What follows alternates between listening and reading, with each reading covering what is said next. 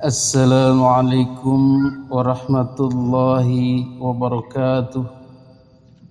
Alhamdulillahi rabbil alamin. Wabihi nasta'inu ala umurid dunya waddin. Wassalatu wassalamu ala ashrafil anbiya'i wal mursalin. Wa ala alihi wa ashabihi ajma'in, amma ba'du. Hadirin para netizen yang dimuliakan Allah subhanahu wa ta'ala, pada kesempatan kali ini kita akan mereview 2 tahun pergerakan polemik nasab, 2 tahun gerakan penyadaran umat, 2 tahun dakwah li'i'la'i kalimatillah, dakwah pemurnian ajaran agama Islam dari pengotoran-pengotoran, dari pembelokan-pembelokan. Dan 2 tahun perjuangan pergerakan muslimin Indonesia, terutama warga Nahdliyin, dari kungkungan penjajahan spiritual oleh Habaib Ba'alwi. Penjajahan spiritual ini memang tidak kentara, tidak nampak jelas. Tetapi bagi mereka yang waspada, yang merasakan betul bagaimana dominasi mereka, mereka akan sadar, oh ternyata kita ini diperbudak, kita ini dikecilkan, kita ini direndahkan, kita ini dianggap sepele. Oleh siapa? Oleh mereka yang berasal dari luar, yaitu dari negeri Yaman, berketurunan Yaman yang kemudian beranak pinak di Indonesia. Dan keturunan mereka inilah yang dalam tanda kutip menjadi ningrat. Begitulah kira-kira, yaitu darah emas. Bukan darah biru lagi, tapi darah emas, darah suci, darah mulia, bukan darah tinggi ya. Nah, darah mulia ini, darah suci ini, ningrat ini, kelompok terhormat ini adalah mereka yang berketurunan kepada Kangjeng Nabi Muhammad SAW. Itu pengakuan mereka, kami adalah keturunan Nabi, orang yang paling dimuliakan di muka bumi, kekasih Allah, pemegang otoritas agama lah kira-kira. Jadi dengan mengakunya sebagai keturunan Nabi, otomatis muslimin pribumi Indonesia percaya, mau nurut, terhipnotis, dan otomatis menjadi hamba, menjadi budak, menjadi pengabdi. Kenapa? Karena demi Nabi itu. Inilah deadlocknya, inilah kunci matinya, keadaan terperangkapnya yang tidak bisa lepas dari perangkap itu. Karena ada peran Nabi di situ, ada pengakuan keluarga Nabi di situ, sehingga tidak bisa bebas lepas dari penjajahan mereka. Inilah susahnya melepaskan diri dari penjajahan spiritual Ba'alwi. Bahkan bagi mereka yang sudah tidak mampu lagi untuk berpikir rasional, maka mereka akan menjadi budak selamanya, menjadi penghamba selamanya, bahkan rela mati, rela melepaskan, mempertaruhkan nyawanya demi yang dibelanya itu, demi tuannya itu. Hadirin yang dimuliakan Allah Subhanahu wa ta'ala, tetapi dengan kemunculan Kiai Haji Imaduddin Utsman Al-Bantani, maka tembok yang teguh itu, yang kokoh itu, yang perangkap yang tidak bisa melepaskan diri itu, ternyata perlahan-lahan mulai dibuka oleh Kiai Haji Imaduddin Utsman Al-Bantani. Dan bisa lewat penelitian beliau yang serius, lebih serius dari ulama-ulama terdahulu, maka beliau menemukan celah, menemukan fakta bahwa mereka bukanlah keturunan Nabi. Dengan demikian dominasi mereka, penjajahan mereka atas pribumi Indonesia, muslimin Nusantara bisa berakhir. Karena satu-satunya alat yang mereka gunakan ternyata bodong, ternyata palsu, bukanlah keturunan Nabi.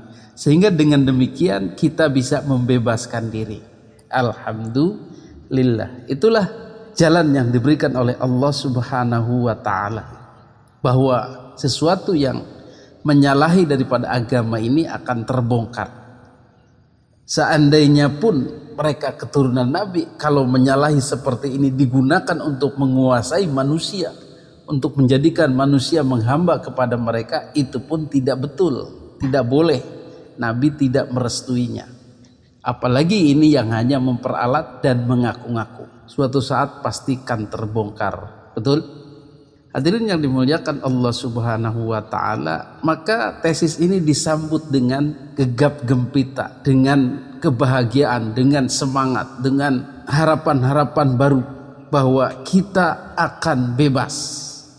Maka di warung-warung kopi, rakyat-rakyat kecil, ustadz-ustadz kampung, bahkan kiai-kiai mulai membahasnya dan ikut menelitinya dan menyatakan bahwa mereka percaya kepada hasil penelitian Kiai Haji Imaduddin Utsman Al-Bantani.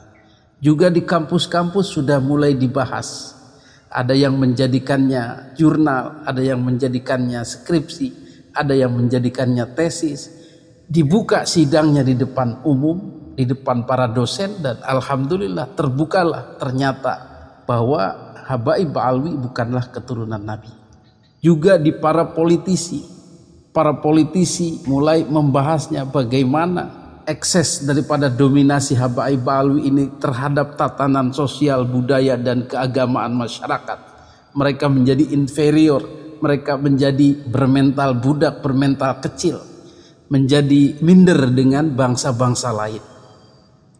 Hadirin yang dimuliakan Allah Subhanahu wa taala, kesadaran kolektif ini, meratanya pemahaman ini di seluruh kalangan muslimin Indonesia menjadikan keterbukaan, menjadikan informasi bahwa mereka tidak usah lagi mengeluk-elukan, tidak usah lagi menghamba-hamba atau memuliakan berlebih, seadanya saja sesuai dengan kapasitasnya.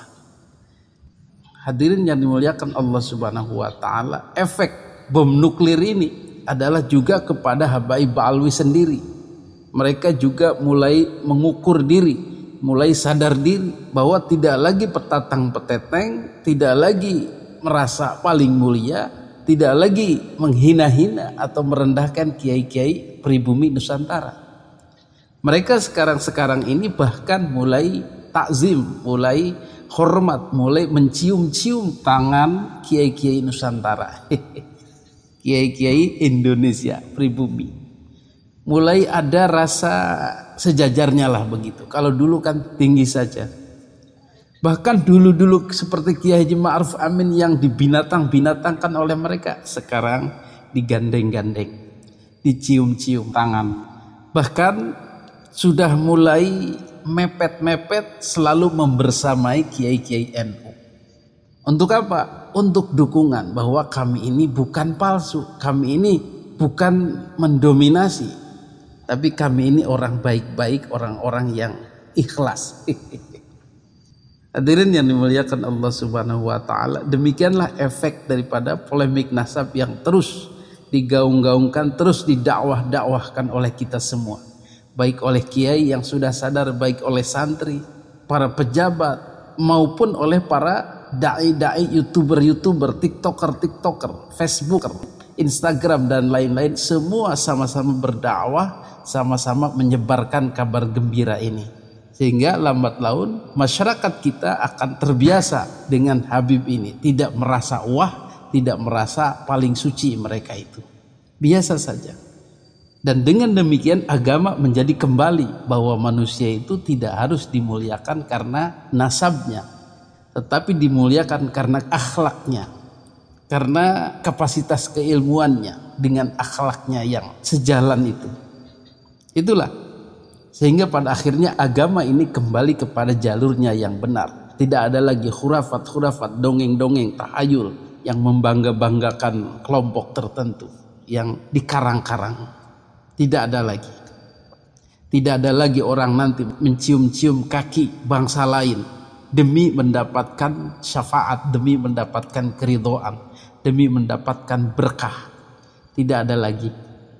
Tetapi kemudian penghormatan itu akan beralih kepada alim ulama yang berakhlak dari Indonesia sendiri, dari dalam negeri sendiri.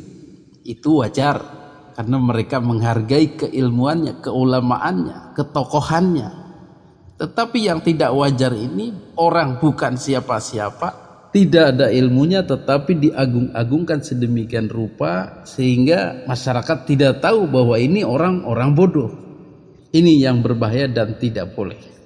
Demikian, mudah-mudahan menjadikan pencerahan. Hadanallahu wa iyyakum ajmain. Assalamualaikum warahmatullahi wabarakatuh.